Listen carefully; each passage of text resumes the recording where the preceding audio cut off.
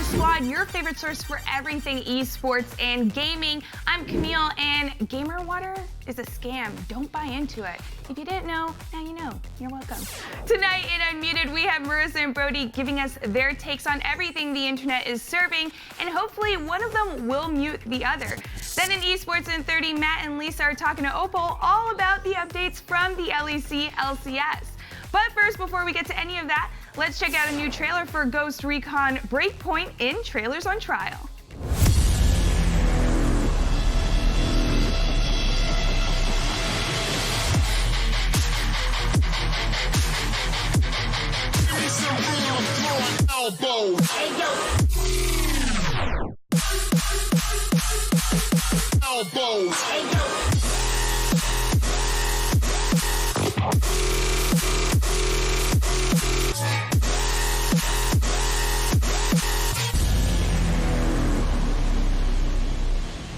Yes, there's a new Ghost Recon game. Yes, it will have the Punisher. All right, so we're watching Ghost Recon Breakpoint, and Shane from The Walking Dead is going to make an appearance. So apparently today they've got me watching a new Ghost Recon game called Breakpoint that I had no idea was even in existence. So this is all brand new to me. These wolves are perfect predators. Stay frosty. They have the knowledge of their hunting ground, but we have the element of surprise. It's very surprising when you're already shooting at them.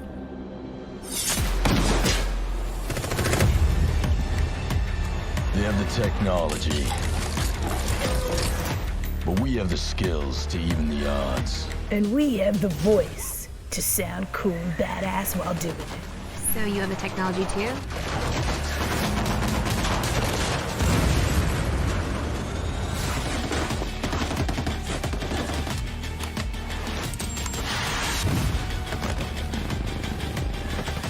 They have an army, but we fight with our brothers. I haven't seen the Punisher not one time yet. It's like such a cliche trailer.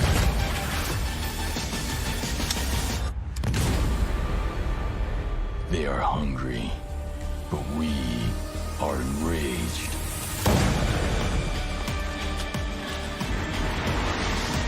I don't know, these cinematics don't We are ghosts, give you much idea of what's going on. and ghosts never die. I mean, you had to die to become a ghost in the first place. I don't know, I learned nothing. I learned absolutely nothing. The voice acting was pretty good. I like the VO. Well done. Congrats to your casting on that. I love Shane from The Walking Dead, but it's just like his voice is like just the cliche for this genre of game. Am I gonna play it? Probably, because it has Shane from The Walking Dead and the Punisher in it. But we don't play as him, so maybe not. I don't know. I'm not feeling this game. I'm just feeling Shane. How this works, but basically you are not playing as John, like you're not playing as the Punisher, you are playing against him. Like he basically runs the scene here in Aurora, and that's his giant army, and you have to fight against them. I feel like there wasn't enough information in that trailer itself. It looks really cool, but what if I didn't know that? What if I went in thinking that I was going to play as the Punisher, and you don't? But I think gamers are smarter than that, so yeah, good trailer. I'll watch other people play it, but I haven't played a Ghost Recon game in like a decade, so.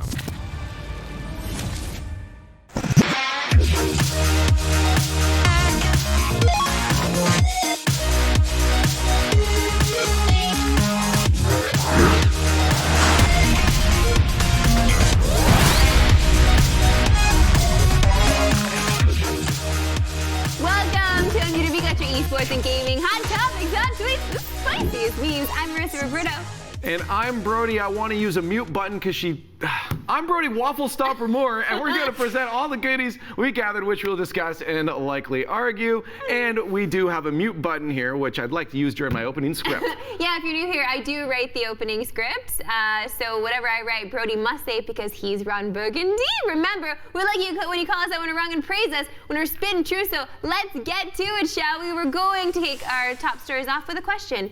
Are Twitch bans too lax? That question was asked by many people online after Twitch streamer named Mr. Deadmoth pleaded guilty to assaulting his partner while streaming Fortnite last year. Despite the assault taking place on stream, he was only banned from Twitch for 2 weeks. For reference, he faces up to 2 years in prison. Twitch's terms of service state that streamers will be banned for committing illegal acts on stream. Brody, Mr. Twitch streamer himself, do you think maybe Twitch is too soft here in enforcing all of these rules that are supposed to be in place? No. Really? No, I actually don't. You don't think they're too soft? No, I mean, Waffle Stomper here's Moore. the thing. No, here's the thing is that Twitch has followed through on their word. Their terms of service were broken, so they gave a ban. And they state that an overall blanket of doing an illegal act on a stream, on their service, gets you that 2-week ban. So they delivered. Is that what's in the terms of service, but though? A 2-week ban or a ban? Because a ban is something completely different. Ban means you're friggin' banned. That's full ban, yeah. Like, ban is full ban. But why is it up to them to determine whether he's guilty or not? Of an actual, like, what if there was something that Twitch doesn't have context for that maybe warranted a reaction like that? Brody, he pled guilty. Well, I know, but like then? What? So they give him an initial ban of that. Maybe they'll ban him fully now, but he's going to be in prison, so it doesn't matter anyways. Actually, maybe they just want the IRL streams from prison. No, Right.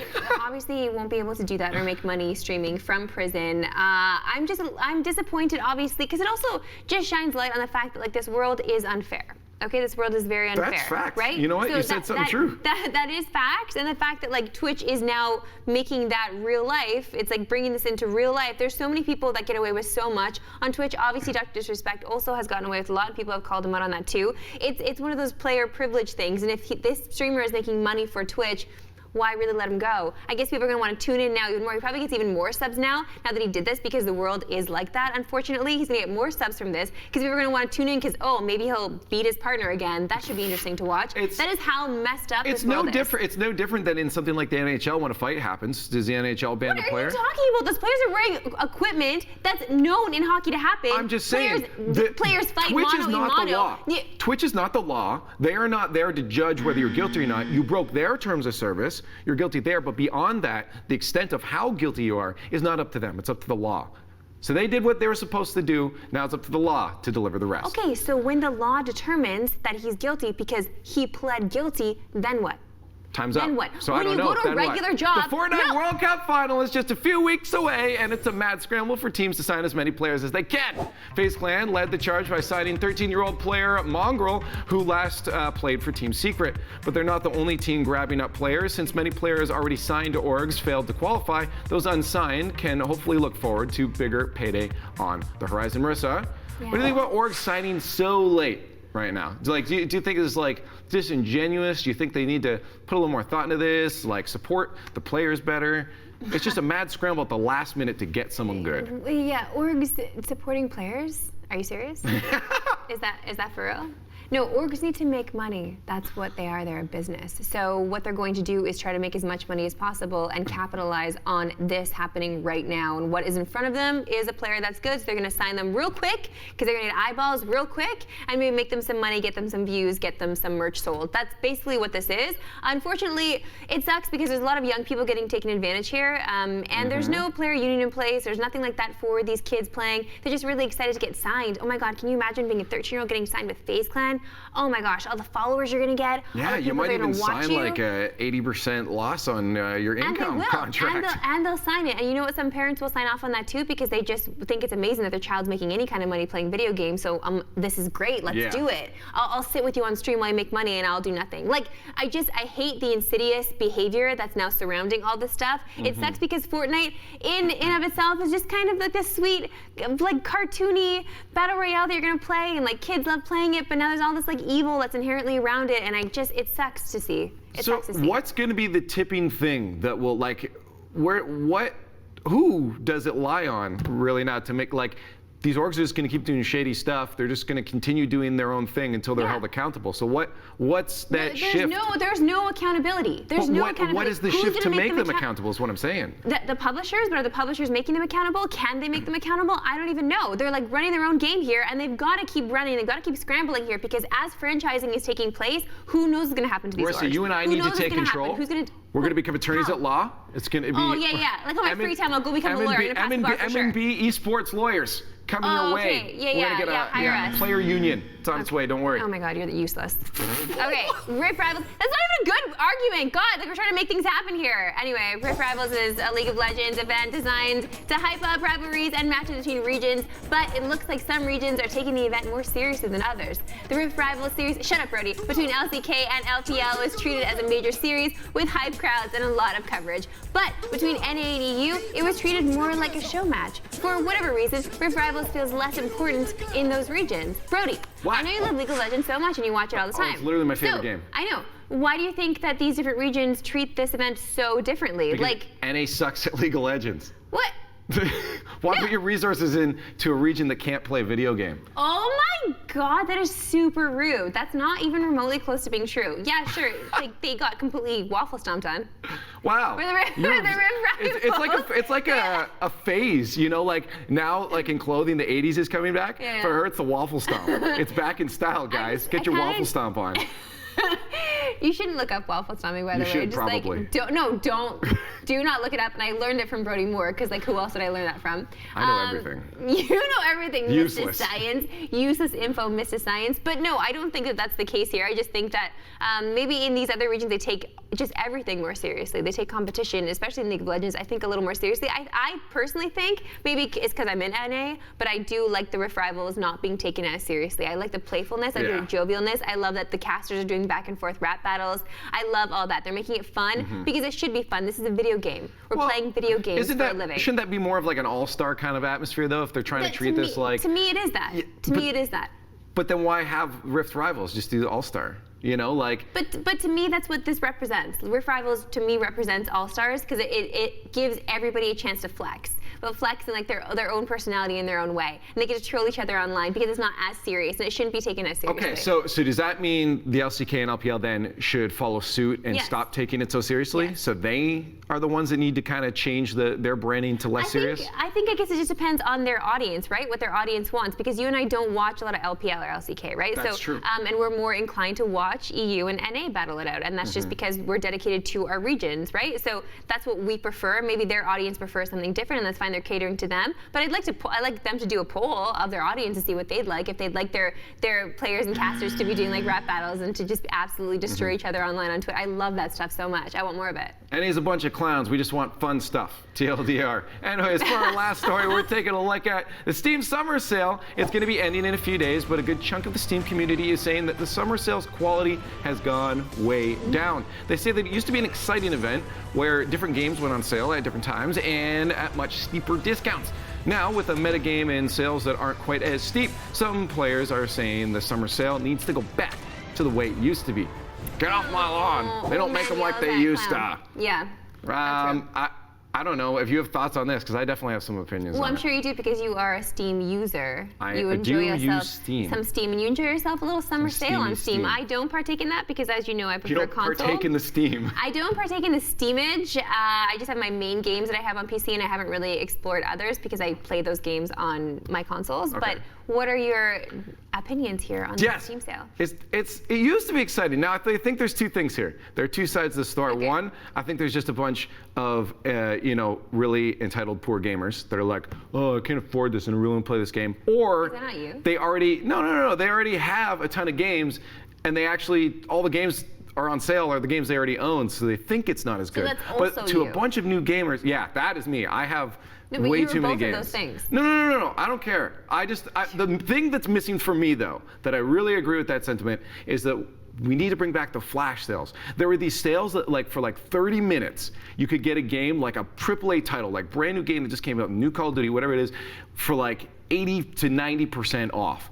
And it was just for a certain amount of time, 30 minutes. You don't get in that time.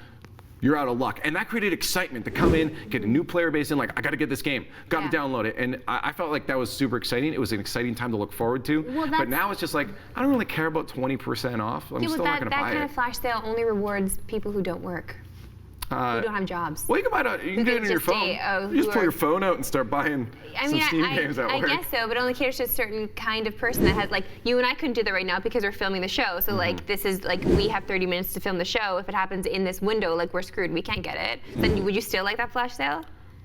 Yeah, because it's still it's the excitement. It's the gamer culture of like, oh, get on Steam, gotta go get that. Now, if one of these other platforms, you know, like Origin and Epic Launch and all that stuff, one of them starts making those sales, you might actually see some people get excited about those sales. Epic's gonna waffle stomp on all y'all. You know it's true, because they got Rocket League now, baby. It's time to check in with streamers in clip, and our first clip comes from TryHacks after one fan decided his method of beating levels was cheating. You grind out every level because you are not good enough to beat the levels without grinding. Damn, 2019, and I've learned practice is cheating. Not repetitive shielding. Not, bro, all you do is spam Hadouken and camp in the corner. Not all you do is camp in the corner, bro, in Call of Duty, you don't even try. Not, you know, NoobTube is cheating. No, practice is cheating. Damn, that is a 12 head reply right there. You're right. You got me, bro. You got me good. You got me good, fam. Yeah, that is a 12 head. That is a 12 head. That is literally the dumbest. Like we meet some dumb people when you're playing online, and people come up. Like I literally got called toxic the other day in a game because I didn't say anything the whole match. Yeah. Like the dumbest things. Super dumb. That is practice. You have to grind to get good. You can't just be good.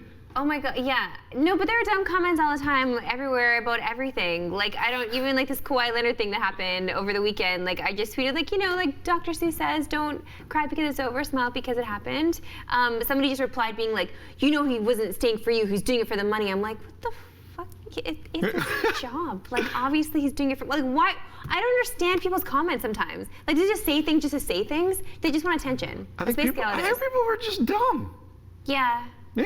Yeah, we live in that world now. Yeah. Anyways, next up, we have another clip from Mario Maker 2. Tyler, really, another one? Can we just get him a goddamn copy so they can be done with these clips? Yeah. This one is of the legend himself, Pangaea Panga, trying to beat his own level.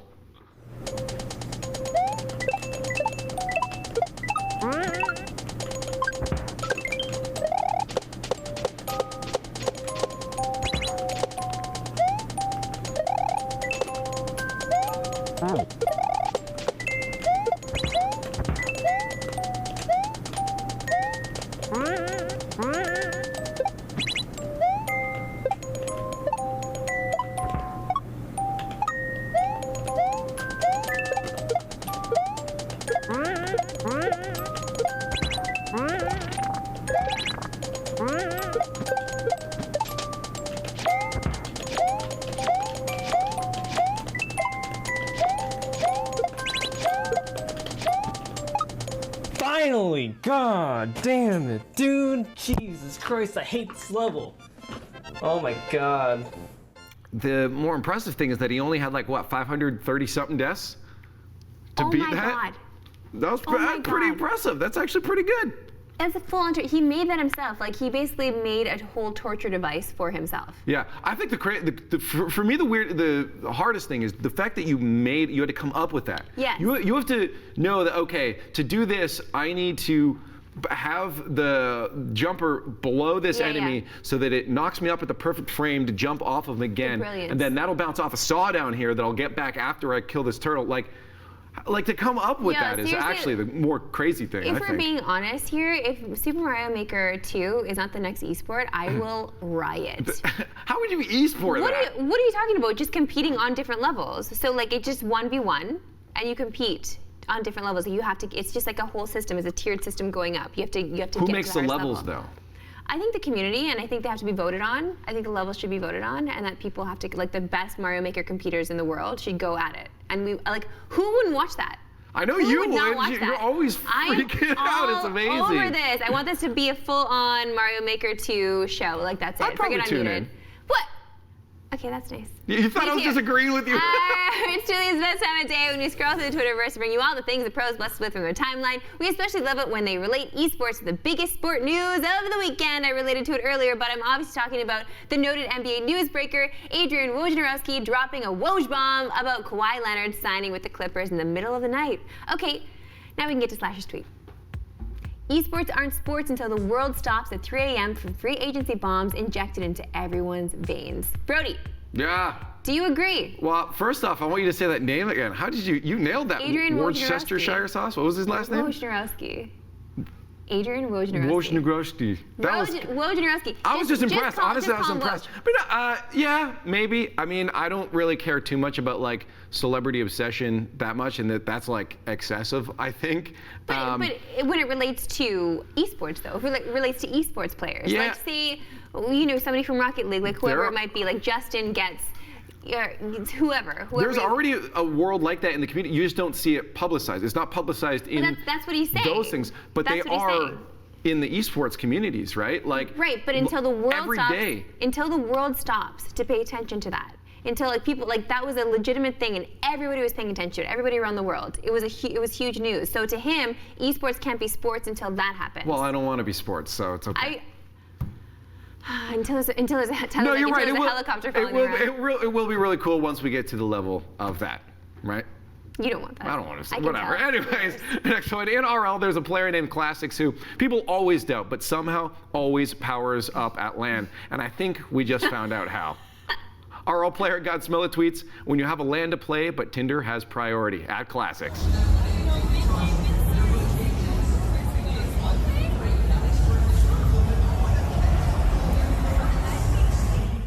Seriously, swiper, no swiping. Yo, bro, that's priorities. Is that priorities? I feel like Classics is doing that. Like he knew that he was being recorded and he just did that for jokes. Like he did that for memes. In the community, he's known as the Passion. His thing is called the Passion. He does his little pose. It's just yes, he'll get up out of his chair and just look at you across the table like that. It's called the Passion. He has something special. Like he was one of the first guys to really meme. Like when I first got into Rocket League and I was hosting that event with you, the first gnarly event that we did. Like I interviewed him, but like he turned one of the interviews into a full-on meme. Like it's the way he like took the way he was looking at me and he made it into something. Like it was. I get it. I get you, Classics. Classics is legit. I love it. Yeah, he's the real deal. Okay, our last pro fun thought comes from Call of Duty Pro Clayster, who shares an intimate moment he had with his teammates. Woke myself and a couple other people up on the plane because I farted in my sleep. If that doesn't personify my life, I don't know what does. Brody? I'm not gonna lie, I totally just spaced out on a tweet. Someone farted on a plane, or? Are you serious? Yeah, I actually was still thinking about Classics and the Passion. Wow. Okay, yeah, he farted and he woke himself up in his sleep. Oh yeah, totally, all the time. I do it with snoring, straight up. You ever like have the half head nod where you're just like, and you just snore? What do you mean have head nod? Like, you're not sleeping in a bed?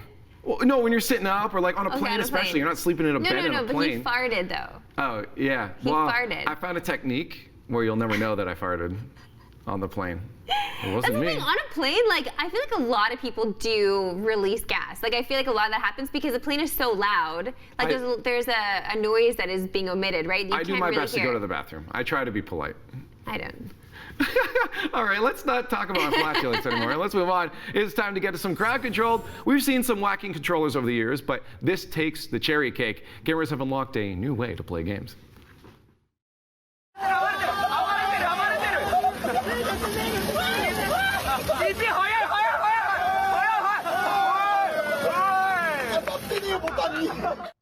Try explaining that one to your mom when she finds it under the bed. So how is that allowed on the show? Because it's a back massager. It's just. That's why I have one. No, you know what though? I've been seeing advertisements. I've been seeing advertisements for this stuff kind of all over the city, but like super low key. There's like I forget the name of the company. It might be Cherry something. No, but that's like, Hitachi. I love that you know that. But they're like billboards, but just with words, something about women, something. So it's not, but because like men get these advertisements no problem. Like there's Viagra advertisements everywhere. So like how is that okay? And like women not having their own advertisements for this kind of stuff. So I feel like this might be the best advertisement I've ever seen. Tyler's like, oh, what kind of stuff? Okay, Dad. Yeah, I'm not gonna lie. I've actually never seen a Viagra ad. Maybe I'm just not their target demographic age yet. You've never seen? I've never actually seen them. No. Really? I used to get a lot of the Christian singles in your area, though. I saw a lot of those. Tyler's like, you should watch more golf. Oh my God, that is savage. Okay, so I'm a fan of Forza, and it just got its newest update. Take a look.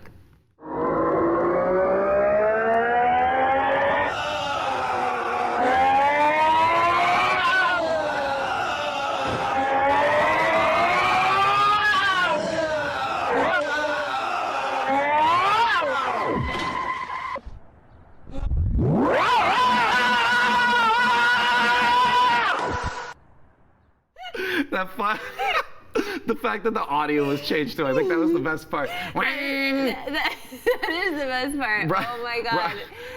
Rocket League has a motor mouth engine noise too. For the cars, you can change your end noises. It's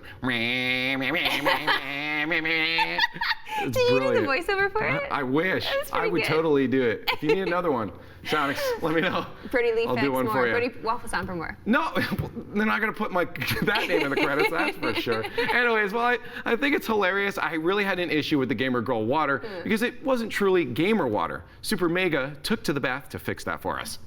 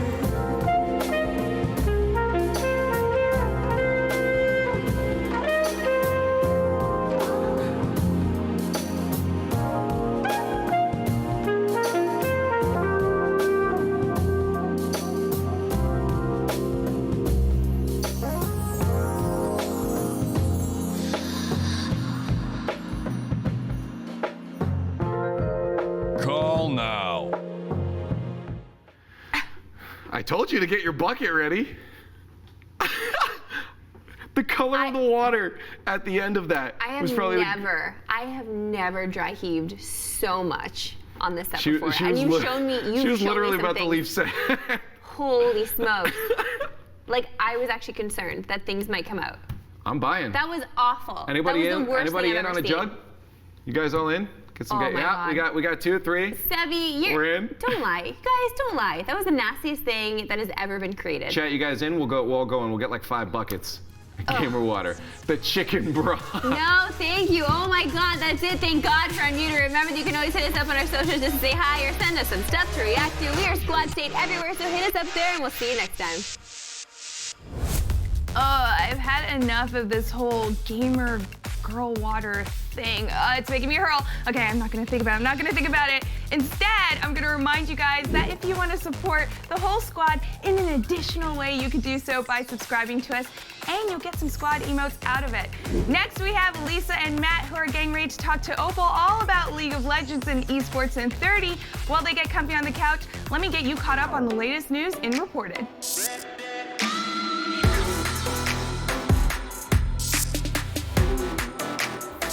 One of the longest streaks in all of esports ended over the weekend. Counter Logic Gaming's League of Legends team has finally defeated Team Solo Mid 1,176 days after they last beat them. That win was all the way back in 2016 when CLG defeated TSM in the Spring Split Finals. Since then, CLG lost every match against their rivals, which quickly became a joke in the community. To put this into perspective, Stixxay is the only current player on CLG who was present on the team when it last beat TSM. The win this week is made better by the fact that CLG is still tied for first place in the LCS alongside Cloud9 and Team Liquid. Hopefully their next losing streak doesn't last quite as long.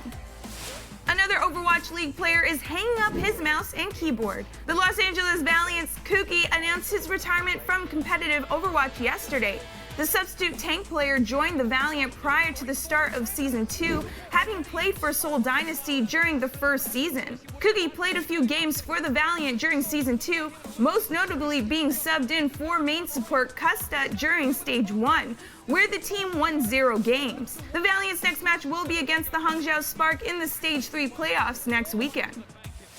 Team Liquid has cemented its place as the best team in CSGO after winning ESL 1 Cologne yesterday. The North American team defeated Team Vitality 3-1 in the Grand Finals, winning their 4th major tournament in a row in the process. But that's not the only prize Liquid won. By winning 4 different events hosted by ESL, DreamHack, or IEM, the team earned the $1 million Intel Grand Slam. While the Grand Slam was supposed to last for 10 events, Liquid earned the grand prize after only 5 were completed. We'll see if Liquid's streak can carry it forward to victory at the Star Ladder Berlin Major when it kicks off in August.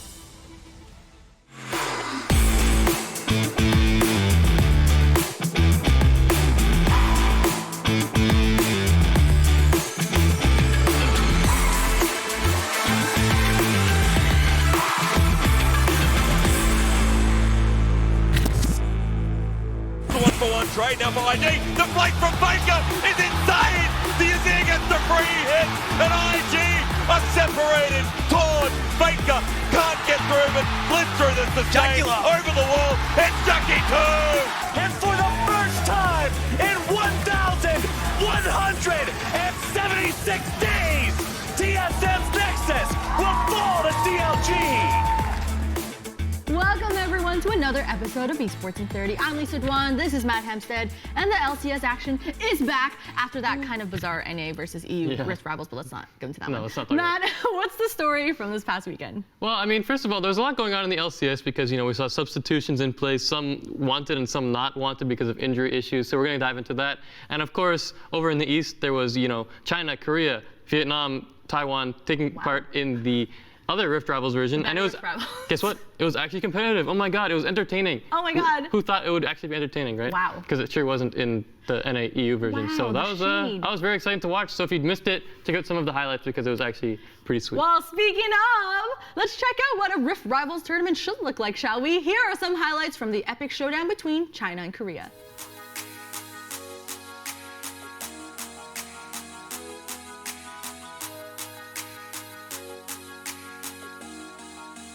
And that's the 1-for-1 trade now for IG. The flight from Baker is insane. The Azir gets the free hit, and IG are separated. Torn. Baker can't get through, but flips through the sustain over the wall. It's Jackie 2.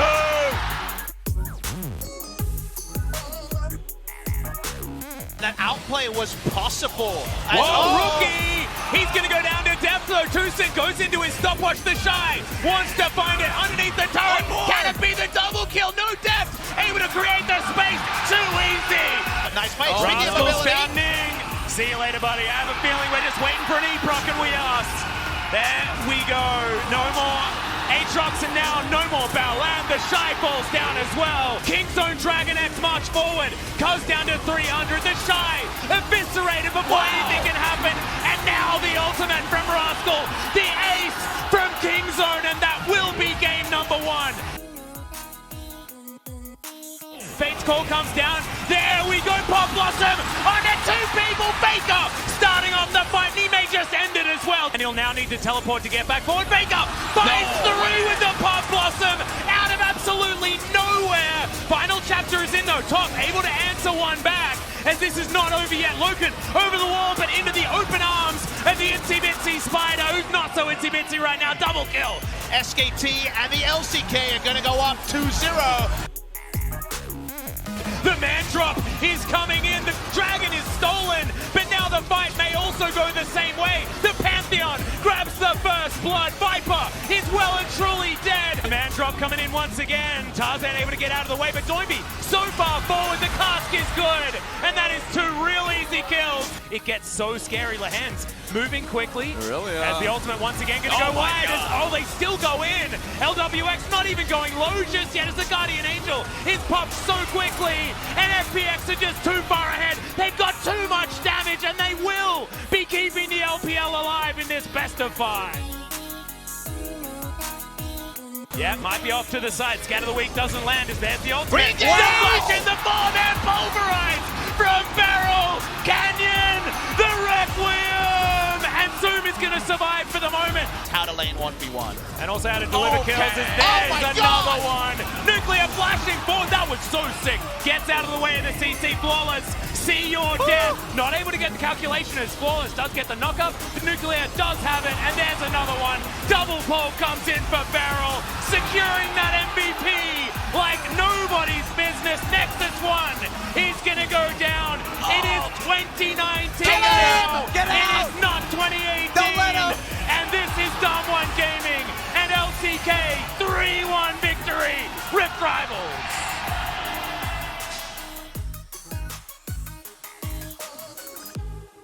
After losing the first two Rift Rivals events to the LPL, Korea finally picked up their first. And to help it break it all down, we got caster Opal joining us. How's it going?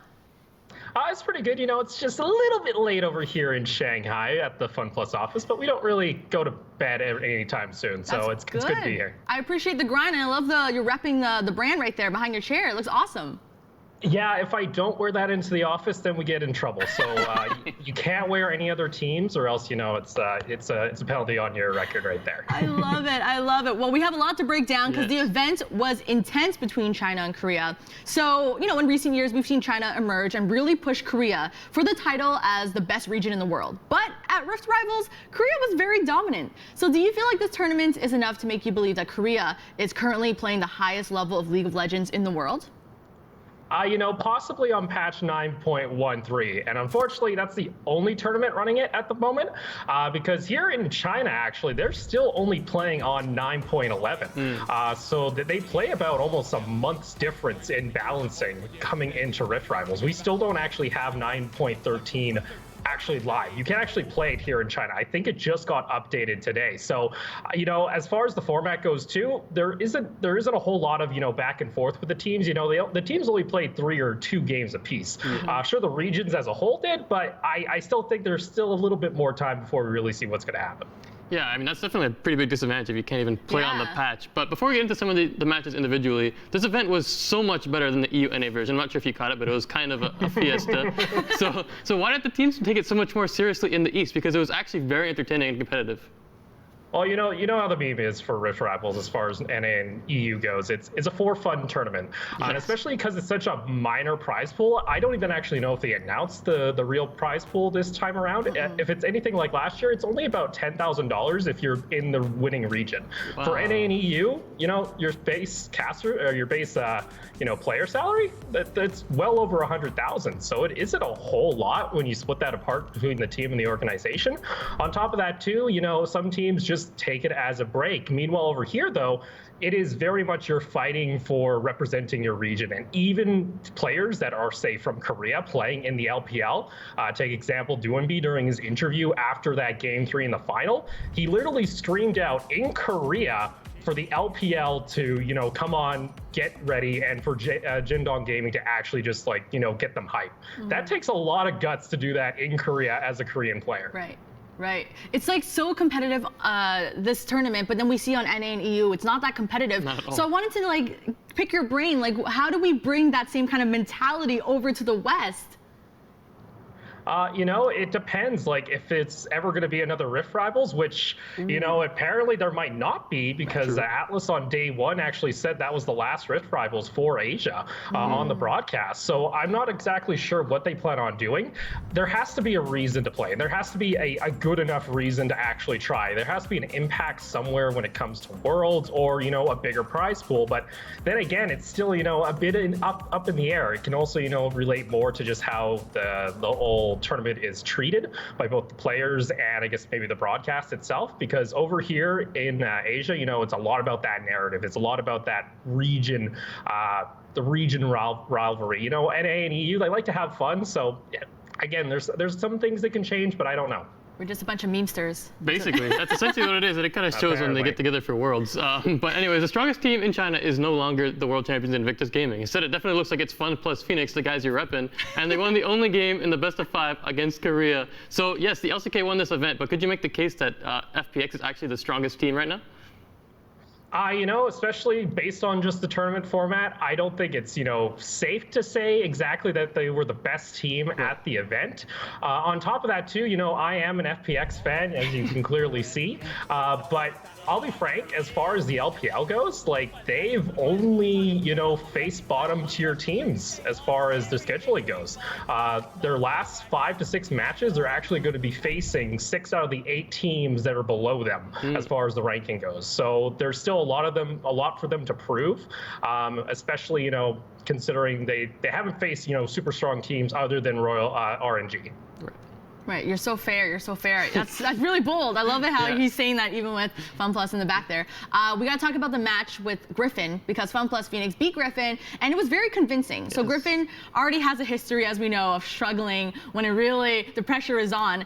Do you think this loss was a case of maybe their big stage like fright, their struggles? Oh, you know, I think it got a little bit too in the draft there because that was very much an FPX draft. Doinby, he brought out Pantheon mid. Doinby, he's played 13 unique champions, I think, in summer already, which is absolutely insane. I think he's closing in on 30 as far as the year goes. On top of that, they actually played more of a style that they were more accustomed to. If you look back at some of the interviews that they mentioned during day 1 of the event, they mentioned, hey, our draft wasn't that good. They picked Corki, and, you know, in the office, if we see Corki get locked in, we go back to work because there's a solid chance that we have to, you know, it's a game that we're going to lose. As far as Griffin goes, though, you know, they only played 3 games in total, and only 2 of them were against the LPL representatives. So I think there's still a little bit more time there because especially, you know, they won the other game as well. So, and they won against FPX, which is considered the strongest LPL team. So I don't know if it's necessarily them choking at that point. Okay. Fair enough. Fair. Ironically, you know, Griffin's no stranger to Pantheon either, so it's pretty funny that it came out against them. But the team that eventually closed it out for Korea was Damwon Gaming. Probably not what everyone expected, and they did it against JDG. I want you to talk to us about this final game because on your Twitter, you were tweeting out that it looked like JDG were kind of trolling along the way. Yeah, you know, for Jindong, it looked really good in the beginning. You know, Imp got a first blood, he got another kill in lane, and it looked super awesome. We were like, okay, cool, this is Jindong, this is how they win their games. And then they tried to do these really messy team fights, and Flawless, you know, he had an okay tournament at times, but this last game, it really showed. There's a lot of times, especially right before that giant Alistar combo that came out of barrel, he ended up missing like 2 flag drags that if they actually hit that fight would have never happened. And then they decided to really commit on to this Alistar, and then, you know, he made an insane play just flashing into 4 members because he has a cleanse on his ultimate. So I think there was a lot of disconnect when it came to Jindong. They were playing all right. But like, especially when it came to the team fights, it just wasn't pretty. Oh, well, let's talk about this team a bit more because like JDG are currently 3-3 in the LPL, and there are several teams above them in the standings. If you had to, the choice to replace them, who would you have liked to see actually in their place? Well, you know, a lot of people are going to say like RNG, Royal Never Give Up. I wouldn't mind actually seeing like Li Ning. That's former Snake Esports because you know what? I'm kind of excited about Snake or Li Ning at this point. They're still in the definitely not Snake pit at their home arena. It still has like all the old Snake branding, but they've been playing very aggressive and a bit exciting, which is really good to see from this team. The only issue is we never get to see them at international tournaments because they usually just can't perform in playoffs. So maybe they can change that here in summer. That'd be really interesting. Yeah, you always want to see these teams compete against some of the top competition, especially against Korea. Yeah. It'd be great to see an even bigger Rift Rivals, but of course that's not going to happen. But it'd be criminal not to talk about Faker after the tournament that he had, because I mean I know they lost against IG, but he really kept them alive in that game. And yes, SKT has a star-studded roster, but where do you think this team would be without Faker's ability to make some of these incredible game-changing plays? They'd possibly be further down the LCK standings at this point because there was a lot of times during that, especially that IG game, where if Faker didn't have an impact, the team did nothing. There was that insane flank teleport that came out from that was able to really turn around the siege that was coming into their base from IG. But I think the biggest indicator was that last team fight at Elder Drake is Faker, he's stuck in the pit. He ended up going over the wall with his combo for the shuffle. And then he tried to focus down the jungle. Meanwhile, you know, Jackie Love, Rookie, they're all still freely damaging your team.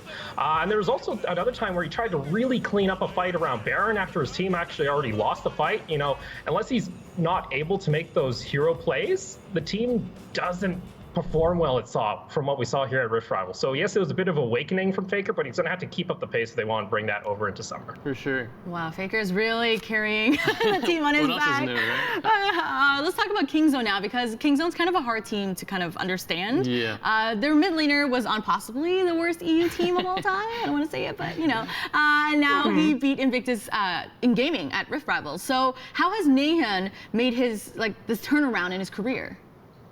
Well, like you said, he didn't have the best debut. He was on Origin, where I believe, like they had 15 unique players during summer, and a decent chunk of them were either fresh rookie players or ex-Peke on ADC, and we all know how that went. And like you said, turning around his career, well, you know, Korea, if he just went back home to Korea like he did, he took that development year and then came back. And another thing, too, is he's doing his job in mid lane. He's not necessarily dominating matchups. If you look at like his CS difference, he's often behind by just a little bit, but especially during their series with Kingzone, honestly, he was just holding his own. He wasn't costing his team anything, and when it came to the fights, he was doing his job. And Invictus Gaming, they got Rookie back for Rift Rivals, which is huge news for them. Forge is going back to the lower division. Do you think their loss to Kingzone could be potentially attributed to a lack of playing time with Rookie? Because he's been out for a couple weeks, and they got pretty used to playing with Forge. Yeah, you know, I think anytime Invictus currently have an issue, it isn't really their mid lane. Because like you mentioned, Forge here in the LPL, he's been able to hold his own. If anything, I think IG have actually lost more games with Rookie than they did with Forge so far. So when he comes back, he's going to have to be sure to keep up the pace there. But especially, I think it's more or less there's some draft issues. There's sometimes also morale issues too, like with Balon at the beginning of the season, where of the split actually here in summer, where it's been rumored that he benched himself. Luke came in, and Luke didn't have that great a performance. Like, he held his own, but he was outclassed by a lot of the bot lanes that we did see. On top of that, too, there's also kind of, I call it the Ning problem. If you think back to Worlds last year, there's group stage Ning, which doesn't do a whole lot, and then there's like finals Ning, where he's popping off and carrying the team. So there's a bit of inconsistency in some of the roles, and I think there's just, you know, a little bit of confusion going on in that camp, because elsewise it just doesn't make sense for Invictus right now to be sitting around 8th place on that playoff bubble. Right. You know, I have one big picture question for you. So obviously the LPL, ever since they won Worlds, the pressure has been on them for like meeting that standard again, but we see at MSI, and now we see at Rift Rivals that they kind of are not pulling it off. So as a region, like, how is the atmosphere? How do you guys feel with the fact that recently the international performance hasn't been that good? Well, honestly, like, it's always just fun, and it depends on which kind of play style that the LPL brings into these tournaments. Because we kind of saw it, especially during this one. You saw a lot more of that Korean play that we're like accustomed to back a couple seasons ago. It wasn't as fast. The only time that we saw that fast play was usually from FPX or, you know, Jindong, when they were trying to pull something out of a hat and see if they got anything in that final game. That's when they go a little bit too messy there. Again, honestly, it's not until we start to see, you know, a proper group stage again with a playoff as well, with, like, you know, groups that we can really say, you know, exactly which region is the strongest or what we expect of them. I think once we start to see the representatives heading into Worlds, you know, I'm excited. I really hope I can see Duembi at Worlds for FPX, because he kind of broke the curse. Like, they were the only LPL team to win during the grand final, and it was one hell of a way to do it. So if I could see him at Worlds, you know, I think LPL has a pretty good chance. But you know what? It's really good to see some of the Western regions like EU step up to the plate. So I think we're in for a really good World Championship this season. I love it. He's already hyping up Worlds for us. Yeah, it's exciting. Right. And this is relevant. Woo. Yeah. Okay. Well, Opal, thank you so much. We appreciate you for catching us up on a Rift Rivals event that was actually competitive. Thanks for joining us today.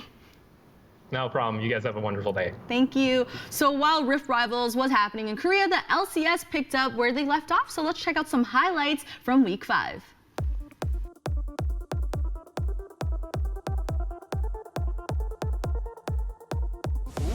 Rug, will he get caught out of the queue? There's a stun, there's the cage. They're going to have a lot of damage. Niski on the board against Xfinity. The zap comes in. Oh, a double kill for Vagar. Big fight right here. Finds the spot. Jensen walks into it. Do they have the damage? Oh my word, he does.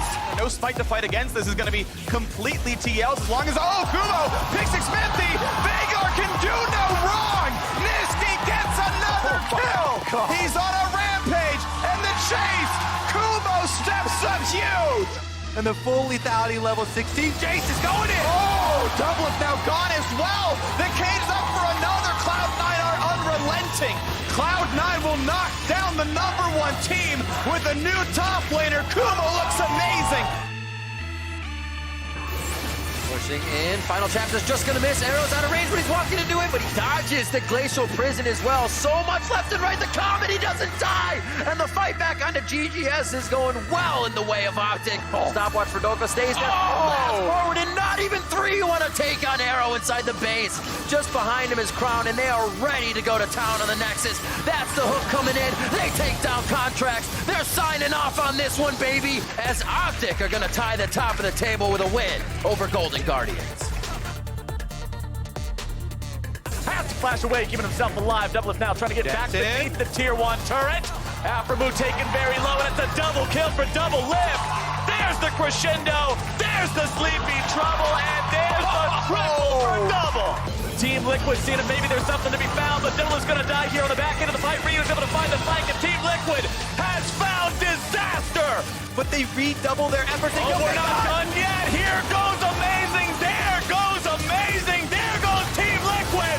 And 100 Thieves are in some trouble. Gonna find the knockup. Xminthi coming back out right in the fight. Aphromoo gonna be taken down very low. Fake on almost dead. Now gonna be bursted out. Jensen goes on a killing spree, and TL is still looking pretty good. Aphromoo in the middle of multiple people. He's gonna be taken down by Impact.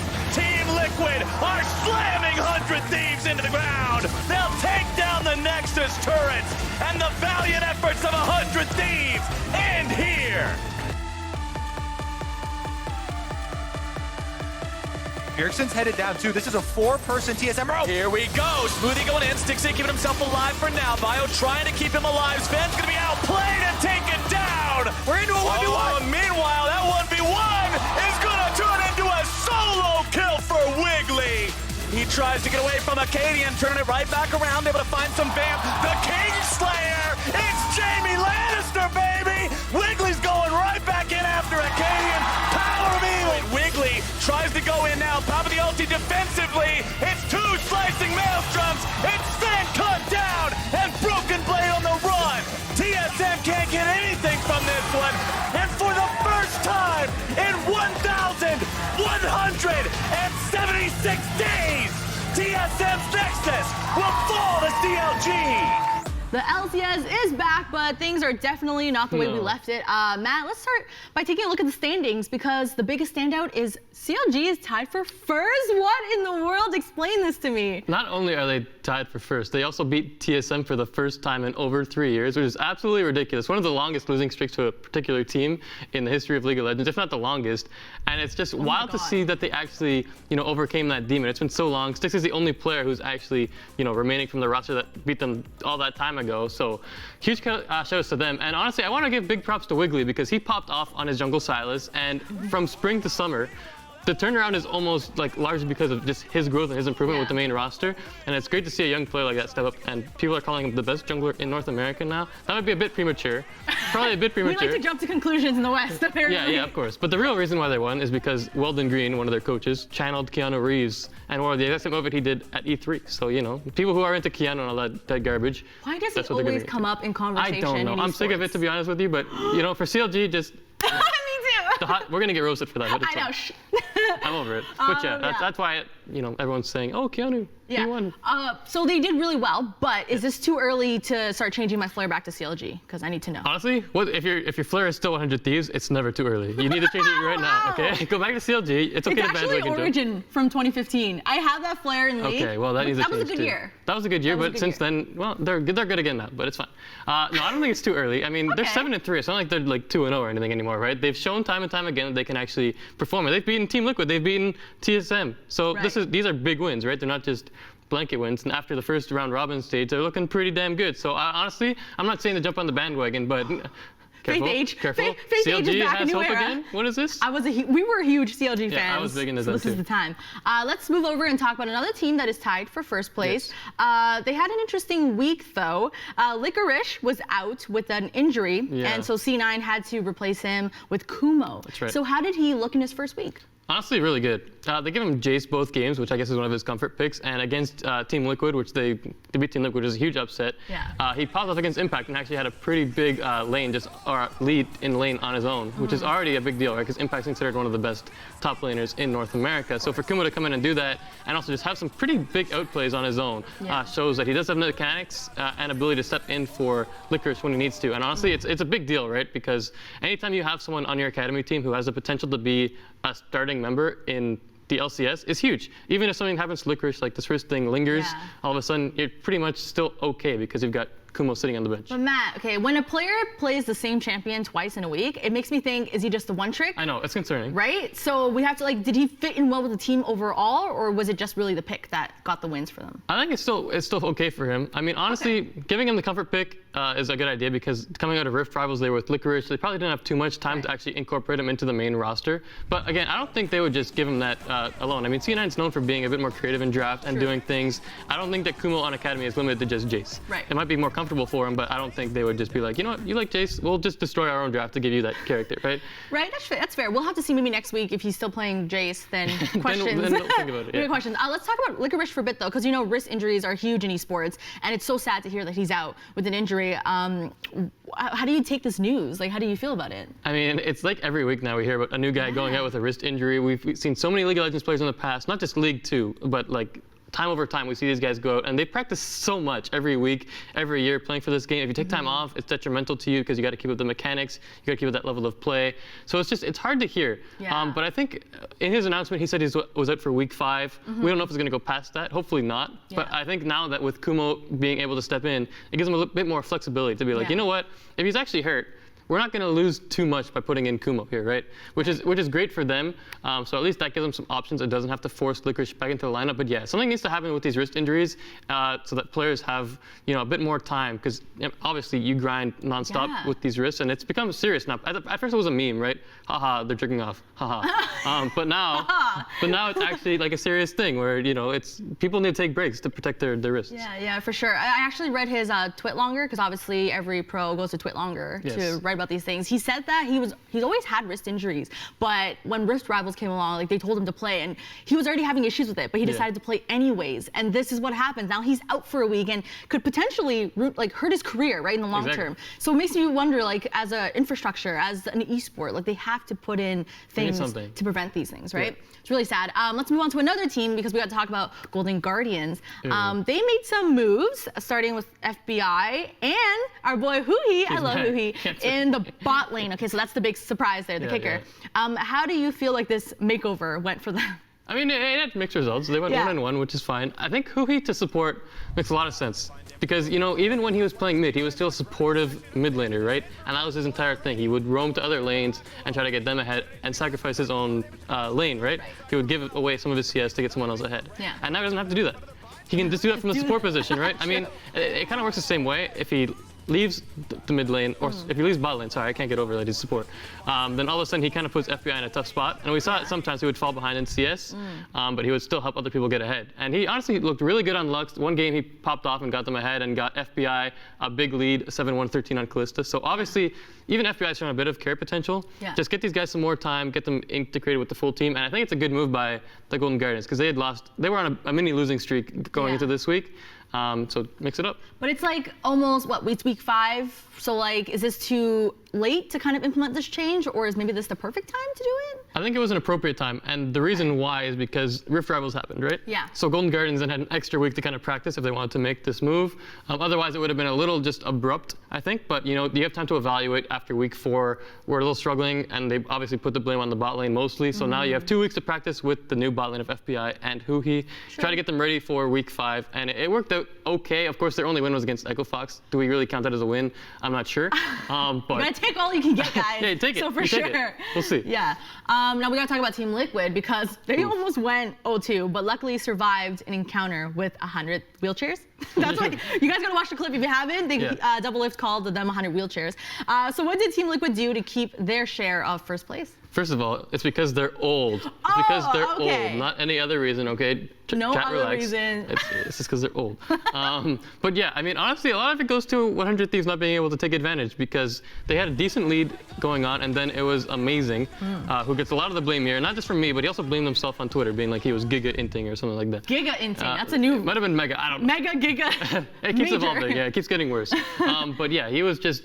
They lost one of the fights near the Team Liquid base. It didn't go that poorly, and then they were backing away. He engaged into like a blind bush and kind of lost a whole bunch of stuff for them. And there were other missed engages with his Gragas throughout the event or throughout the game. So he needs to step it up, and he took you know, blame on himself, which I appreciate. Okay. You're not gonna be like, you know what, we kind of lost that game. Like... This was like, look, that one's on me. Yeah. But Team Liquid, yeah, I mean, I'm sure they're gonna be like, oh, we just played Rift Rivals. Oh no, but CNN did too. True. So they went 2-0, no excuses. They got to pick it up. They looked a little rusty, which is weird. Maybe it was, you know, Rift Rivals throwing them off. Who knows what it was? knows at this point. They're all some over sort of the place. excuse, yeah. But they're still doing well. Luckily, still tied for first. That's So let's give them some credit there. Yes. But it's time now for you to pick your player of the week. So we have Rift Rivals and LCS to pick from. Who are you choosing? I'm going to give it to Kumo. Because again, it was a tough situation for him, right? I mean, you're stepping in for the best top laner in North America, which a lot of people are saying Licorice is. And he came in with Jace and kind of took it to Impact and then survived the laning phase against Huni in that game against Clutch. So I'm pretty impressed with what he brought to the table. Yes, Lisa, it was with 2 games on Jace. I just got to call it out. Yeah, hey, I respect that. But I mean, even if he had 2 games on Jace, he kind of popped off on both. That's true. So, you know, you can't really say 2 games on Jace, oh no. Right. But yeah, Kumo, big ups to him for stepping in on C9 and giving them a 2-0 week. A lot of people would have been like, you know what, Cloud9 doesn't have their starting top laner, it's gonna be ugly. But no, Kumo didn't take that to the heart, and he came out with a 2-0 week, so very impressed by him, and we'll see what C9 has going forward. But at least now they've got 2 quality LCS top laners to look forward to. That's exciting. That's exciting. Well, guys, that's all we got for you today in Esports in 30. Thank you to Opal for joining us and chatting about Rift Rivals. Tomorrow, we are chatting about the Overwatch League and the Atlanta Reign homestand. So until then, hit us up on all our socials at Squad State. We'll see you next time. I feel like those two are going to be talking team fight tactics soon because I know Lisa's been playing and she's been enjoying it. Remember, we are back here tomorrow starting at 8 p.m. Eastern with more Unmuted and in Esports in 30. We're talking OWL Stage 2 Week 5. Till then, you can tune into all of our socials at Squad State to get more of us and check out our YouTube for all the VODs in case you missed anything. Thank you guys so much for watching and we'll see you soon.